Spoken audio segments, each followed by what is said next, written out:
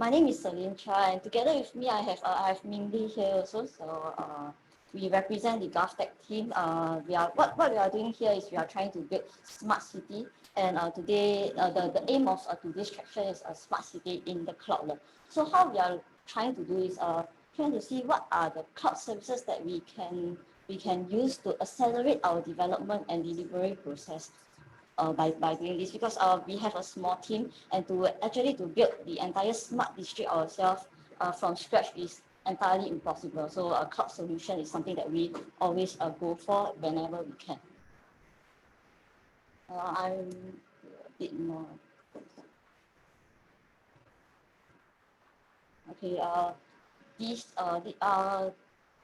bit more about myself and the team. We formed the Smart Division Program Office, GovTech, together with JTC. We come together to have this Smart Division Program Office to actually do up the first smart district in Singapore, the Pungol Digital District. So the Pungol Digital District is expected to commission in 2023 to 2024. So we are while building this up, we have already commissioned one of our main smart building, which is at JTC Summit. So that is our test bed, and we have already commissioned it in actually May early this year. So this will form our baseline, and we will periodically go into Pungol Digital District to deploy whatever that we have already built in the JTC Summit. So myself, I've been with GovTech for 7 years already, and in order to put together the entire smart district city together, we need people with a wide variety of skill sets. So infra, IoT, Unity, AI/ML, product and modeling. Mainly is a product engineer, so she helped us to gather requirements, gain feedback, and together we co-create this ODP as a whole. Today's agenda, what I want to share with you is the pros and cons of cloud versus on-premise solutions. What are infra as a service, platform as a service, software as a service, how we are using them. And this project, Open Digital Platform, is the one that we have built GovTech and JTC together. And I will give you an example of how we are using our PaaS services, the API management. Some of the pros and cons of cloud versus on-premise, I've only picked up 5 just as illustration. So the list actually is really a lot. You can read it up online easily or on the internet. So, but one of the pros is, as you know, Singapore, we are going into the net zero sustainability, net zero greenhouse effect. So with this, with cloud, right, we are only paying and using the resources that we really need to. So we wouldn't have to have extra bandwidth catered, or we do not need to buy extra servers unnecessarily, or have more than or using more of what we need to. And also in terms of power consumption, we will need to actually have a full rate of servers running when we are actually using just perhaps 10% or 20% of what we need to. So in this manner, the cloud is actually really useful for us in terms of cost saving perspective, and also in terms of resource requirements. And also because we do not need to buy servers, there's no need to go through all procurement processes. There will be fewer time delays. So if you need whatever you need, just go and create and get the resource bandwidth you need. For example, just a VM can be spun up in like 2 minutes or so, versus we have to respec and call tender to bring the required hardware in. So scalability, one of the important things that people actually that cause delays in project is to understand the exact requirements. How much servers do we actually really need? Is that even enough to scale our applications vertically and horizontally? With cloud deployment, this can be done very flexible, very easily, and automatic updates. If you have on-premise servers, you will need to ensure that the security is well taken care of in terms of the software patching and deployment aspect. And unless you have a huge IT support to actually help to govern this process, these automatic updates can be very, very painful. So we actually want to outsource this to cloud providers so that everything can be streamlined and automated. However, there are of course some cons in clouds, which is things like data security. There are quite a few incidents of cloud breaches, and control. We can't say like, oh, I want the downtime to only be restricted to this amount. So these are things that we need to manage. But it's a pros and cons. So it depends on your project, your needs and requirements, and what are the resources that you can actually spend. Okay, IaaS, PaaS, SaaS. So infrastructure, platform, and software. I think this is best described. I can give an analogy. So all these are cloud services. Infra as a service, what does it mean? Is akin to you renting an apartment. The apartment is empty. So however you design your software, however you want to build and deploy your software, it's entirely up to you to manage. So there's the landlord gives you an apartment and you just decide what you want to do within it yourself. Platform as a service is within that rented apartment, you also rent from them a microwave. So this microwave serves as a product. So whatever input you give, the output will be dependent on your input. So if you put vegetables in, you will get vegetables out, like a cooked form of vegetables. So in this case, it's like your search engine. Your search engine, depending on what real-time data you input into your search engine, the output will be the search result that you want. So this is what we term as a platform as a service, and a software as a service is something you just buy and get out of the box, like your Grab delivery. You want to eat something, chicken rice, you buy it and it gets delivered to you and you consume it immediately. So SaaS. Now let me go deeper into what we are doing in terms of the smart city perspective. The Pungol Digital District is a strategic national project. So what we have is this is the first digital district that we have, as first smart district that we have in Singapore. So we are building the open digital platform, which is actually a smart district OS. So because this district will house high technology jobs. So it will potentially create 28,000 jobs. And because it's a smart district, it's important to have the academia element in it. So SIT is also located within this. By itself, right, smart cities already, there is a lot of smart systems that are integrated inside. By itself, these smart systems are already very smart. You have smart lighting, smart toilet, they are already really smart. But how do we actually make them even smarter? They are usually exist in silos, so meaning there will not be any cross data sharing. So to actually make the entire suite of systems smarter, we need to build the open the protocol middleware. So we want to enable the correlation of data sharing to enhance it and make it easier. So in what ODP does, or Open Digital Platform does, is we are building the open standard multi-protocol middleware. This multi-protocol middleware will allow different kind of protocols to enter into the same one horizontal platform. So the typically used ones like MQTT, API, AMQP, will just have them ingest in this one layer to allow easy access of data sharing. So previously, like in previous ways or methods, to have exchange of data, you will need to go systems by systems, and this actually makes everything very expensive because of vendors lockdown, and the amount of time to develop is exponentially high. With this one single middleware, it allows plug and play of systems easily. On top of what we are building, the multi-protocol middleware layer, we are also building digital twin. So over here, we have the 5 levels of digital twin as defined by Autodesk. We aim to be level 5, but now, as of now, we are about level 3, but we aim to hit level 5. And what this digital twin does is it has this building information model, and we integrate sensors into it. And with analytics and with it learning by itself, we will try to automate the entire system and entire suite. So this is what we try to aim for Pungol Digital District. over here are some screenshots that we got from the JTC Summit building. So these are all actually a running system at JTC Summit. So we have AI automation, synthetic data, systems of systems, the BIM model, and of course the robot. So we are able to track real-time telemetry of the robot within a building. And this is made available because we are able to get the exact coordinates and match it to the BIM models.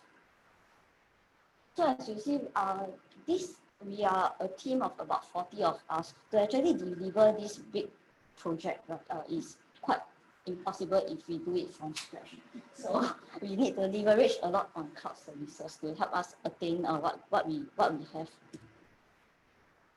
For ODP, we do not have, say, a strict on-premise, or we are going strictly on cloud. Instead, we adopt a hybrid approach, which I believe is the case for many other projects.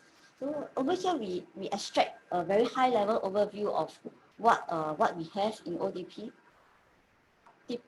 On the left-hand side is the systems, many smart systems that comes into our open digital platform, and all these are ingested with the digital twin.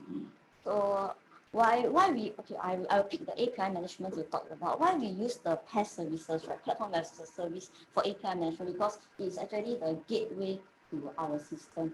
So API management, of course, we have things like API gateway to help to govern the security perspective. We do not want to build things from scratch, like things like DDoS. API gateway helps us to manage DDoS, helps us to do rate limiting. So we do not have to do this by ourselves. And if in case of anomalies, we can leverage on cloud services to alert us. Oh, how come there are 1,000 API calls per minute, which is typically not like that, and it's out of the norm. So we can get alerted using whatever that has already been built by others. Another is like the edge processing. So we will have the leverage on we rent a VM so that we can put whatever software that we want within the IaaS model. And of course, there's also things like database as a service, or where we host just a small amount of configs and data files on the database. All this will get injected into our main data center. So data center is we also have our own on-premise service where we do some of the more confidential or more secretive data processing, and we have our own API services, and these will have logs. But of course, in terms of AI ML, we are building our capability in that segment, but we do not have the strength to build the AI ML services for so many of the verticals. So we will leverage back to the cloud service to help us to make a better sense of what we can do with the data that we gather. Also on premise, we have things like our identity management and system, which because of security concerns, we prefer to keep them on premise. But as you can see, it's a hybrid mix of on premise and on cloud services, which we cannot do without. Here is an example of what I just took a screenshot of what we have in our API management. This you can see over here, we can have like get valves value, post valves value. What this means is in our building management system, we are able to get the accurate reading of the sensor data through this already provisioned API management tool. We can also use this API management tool to control our valves. So if we want to activate to make the entire system, entire aircon or entire room cooler, we can just simply use this API management tool. Of course, this API management tool will be invoked or integrated back end with our analytics engine, so that it can smartly tell us that, oh, there are so many people within this room. So I used our API servers or services to invoke the cooling of the BMS system.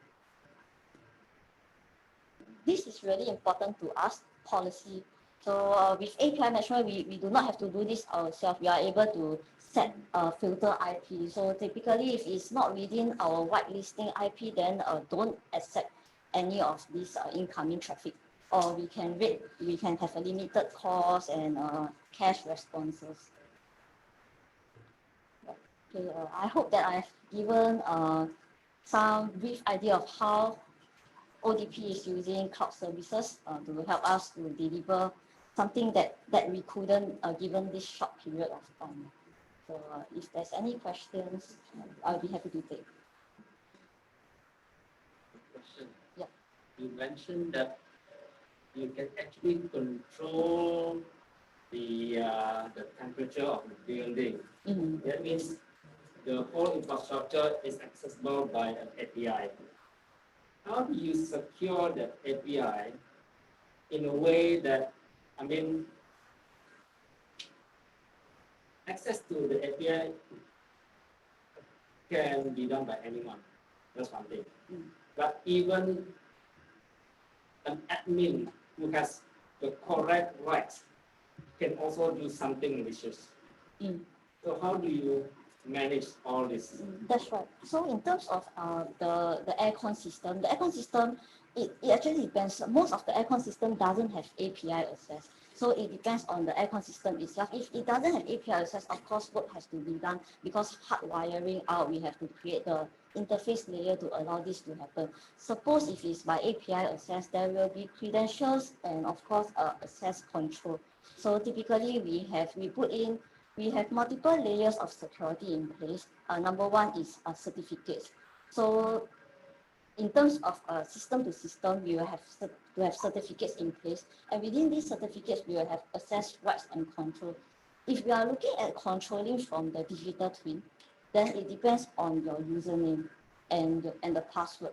With this, we authenticate and see and we can accurately tell whether this person has the rights to do the access to control your verticals or not. Say for instance, that this person may have the rights to control the aircon valves but not the lift. So over there we have our identity management and access control rights to help us to accurately and more effectively manage this piece. Celine, we actually have a question on Zoom. What API management is being used in this project, and how data monetization? How are you monetizing this data? Okay, so there are a lot of requests for us to productize this platform and to sell this platform. But at this moment, we are not ready yet. Of course, because we are part of the government entity, and this has to be carefully thought of. So there are talks. JTC is really interested to productize this entire open digital platform, and the API management tool that we are using. Okay, currently we are on Azure, but AWS or any other cloud services will do this equally well. There's some reason why we are using Azure because we already have an account with them, and it's more on administrative matters, and it's not about technological perspective. So any API management will do well now. So how do you create an interface to all the different IoT devices? The API example that you showed, right? You're looking at an IoT sensor on the other end, it will be probably an MQTT or an MQTT. Right. And you're doing the rest on the other end. Yes. So maybe I can show you. So if you see over here, we have software as a service, AMQP. We can ingest AMQP data. Yeah. So AMQP data, if we were to pipe into this open middleware, this is a middleware. We have many different kinds of protocols coming in. We built the adapters to it. So we built API to our internally the data bus we're using is AMQP. Right? So we ingest API, we convert it to AMQP. We ingest MQTT, we convert it to AMQP. All sorts, even hardwired data, we convert to AMQP. So once within this bus, it's very easy for us to correlate data together. So if we are looking at having new system on board, so long as you conform to one of our many protocols, we can easily onboard. So it's like a message bus It's a message. The main message bus for the integration of system is AMQP. But internally we have things like Kafka to help us to do data transformation. So, but in terms of interfacing with systems, we are using AMQP. I have a question. You have so many components in the whole solutions, and all of these components will generate logs. How do you utilize these logs? Yeah. So over here, we are storing on-prem. We have products like Logstash that we do to ingest and make sense of these logs. So these logs are critical for us in terms of if we want to do debugging or security incidents report. So we'll go and get the logs. But what else we do with the logs? It depends on the use cases as well.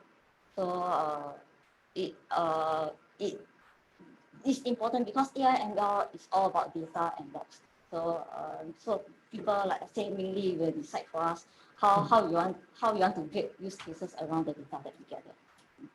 So you do have a centralized logging. Yeah. Yes, we do have that. Did you write your own digital twinning capabilities, or are you using something pre-canned with AWS or PaaS? Digital twin wise, we actually did does it from scratch, but using framework. What we are using over here is we are using so it's a game engine, and we input our beam model inside, convert whatever necessary, and build and integrate sensor reading data. How many connectors did you have to write into your data bus to get everything? How many connectors? At the moment, we have about 7 protocols that we allow access into our data. So just ask, the devices that are connected to your infrastructure, they are all internal? Not exactly. We have building data, and also we are integrating external robots into our platforms. Over the internet? Yes, that is right. That's right. So which is why like the API management is external facing, Right. so to allow us to ingest and also throw data outwards. Right. So obviously security wise, and it's internal, it's secure in a sense. But if you have your devices out in the internet and it's connected to the API gateway, Right. How do you secure that data? Okay, we make use of certificates and access controls, right? Yes, we do that. Do you have a mobile app component? Does the mobile app directly contact the API server, or is that hidden, and does it contact the API server to the mobile app? Mobile app is something that I think we will build.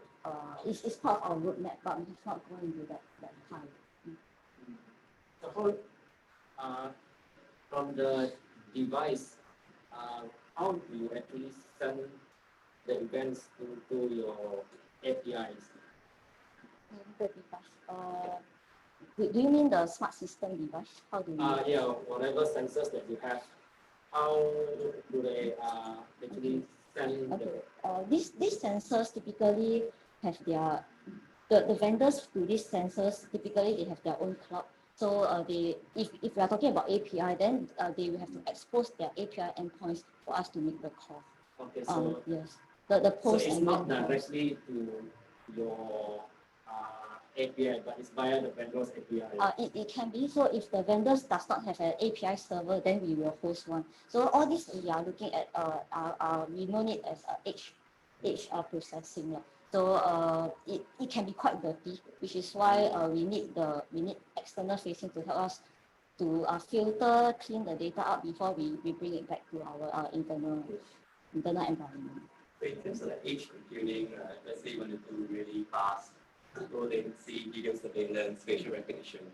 You have such a way to deploy such a software like machine learning at the edge? Yes, which is the IaaS edge processing. But for now, what we are doing is we are writing our own little analytics to do CCTV analytics on the IaaS model. But in time to come, with new use cases coming in, then we will make use of the PaaS services to help us to do this portion. If I may, Sure. tomorrow if you have time, please visit the GovTech booth. We actually have this edge computing at the Okay. for hardened hardware, ruggedized hardware, so that you can actually run AI machine learning at the edge to recognize objects and so on. Okay. Are they tied to the cameras itself? Because I know that there are cameras which. Right. So you plug the camera into the USB port of the ruggedized hardware, and then the feed will just go into the AI machine learning to do facial recognition, object recognition, and then once detected, you can send the signal up to your Azure API. Nice. Okay. See you tomorrow. Yeah. We have another question, also from Ravi. So is open standard multi-protocol middleware hosted on the public cloud? If yes, what is the platform stack?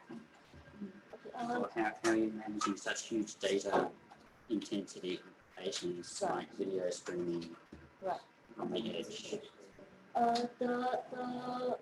The middleware is not hosted on public cloud. It's within our own internal platform, but we have adapters to the public cloud. So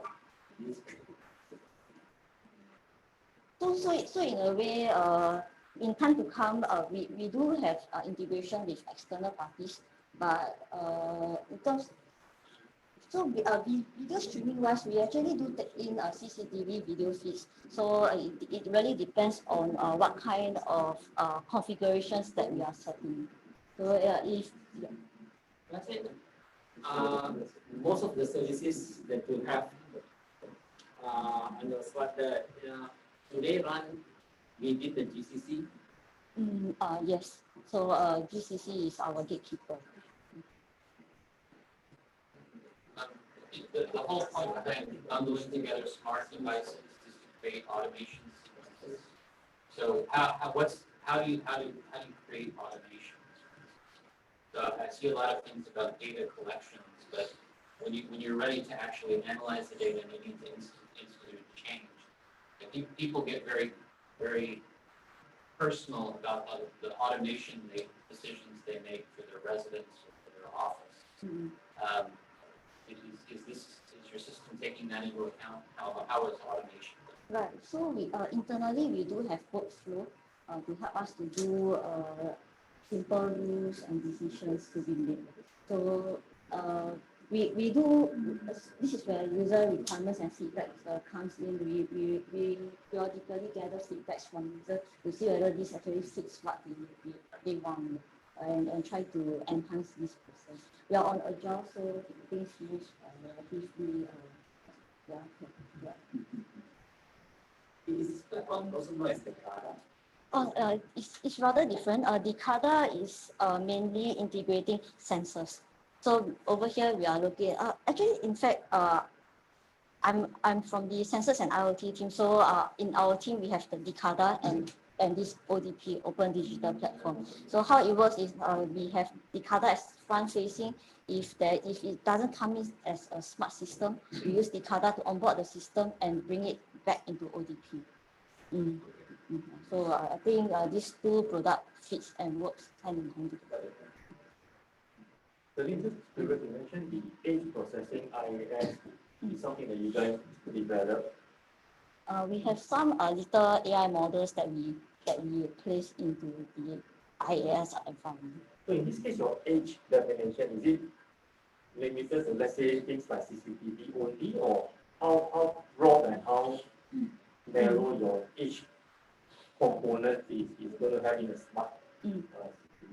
It is quite open. So I use the edge processing loosely. It can be even simple things like filtering nonsensical data, or only just getting or doing simple unit conversion and all. So edge over here is used very loosely. I'm just curious on the part where this box, since let's say edge refer to, let's say, camera is one example. If you have others, and we're talking about when you want to make use of the data and then churn out from the AI ML and do some meaningful stuff, right?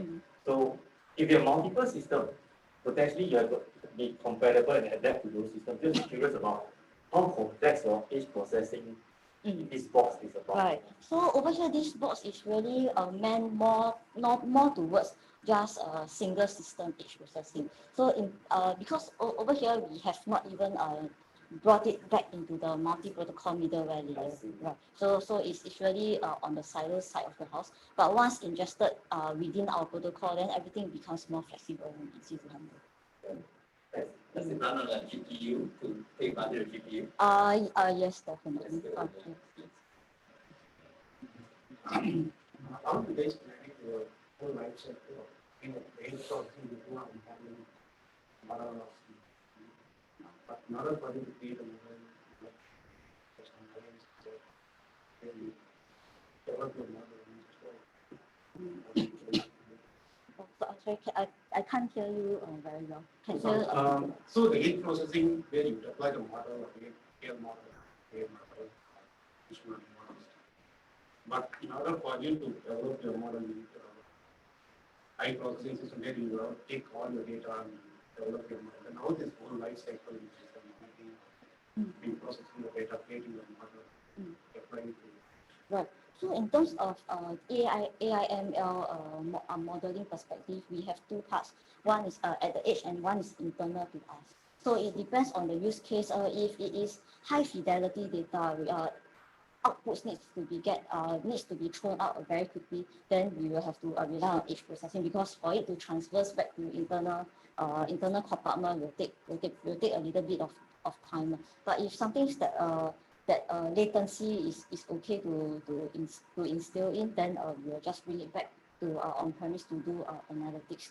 And typically, I would think that the rate wise, the speed wise, they differ by just about 1-2 seconds, depending on the amount of data that we are analyzing.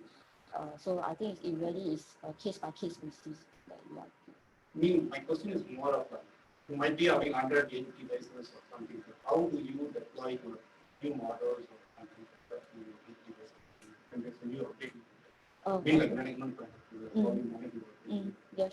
So if you are looking at deployment, we are using automation tools like Ansible. So back end we have our own built our own repository, because in terms of what GovTech has to adhere to is we are on Shipheads law. So if you are familiar with Shipheads, so Shipheads we have over there we have our code base. We do our Docker containerization. Then over there we push it to our repository, on-premise repository, and Ansible will help us to deploy.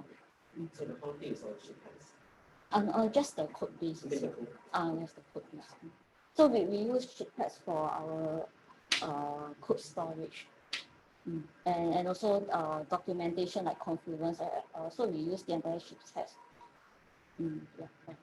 So how would you manage day two operations? Let's say thousands of cameras, thousands of edges up there. How would you? Is there like a day two operation dashboard? For now, we are managing, because only the Summit building has been commissioned. So Summit building itself has about 200 plus cameras already. So we have monitoring services like Prometheus and Grafana that help us to keep. So we also have alerts. So whenever one of the cameras goes down, we have Telegram notification to immediately send it to our ATFM to help us to look into this. I think you need to visit us tomorrow. Yeah. Okay. Thank you very much, Celine, for that great overview of the open digital platform. And I think that you can tell by the questions that we're all very interested in this subject, and giving us a lot to think about. Please thanks, Celine. Okay. Yeah, thank you. Thanks so much for having me here and having GovTech.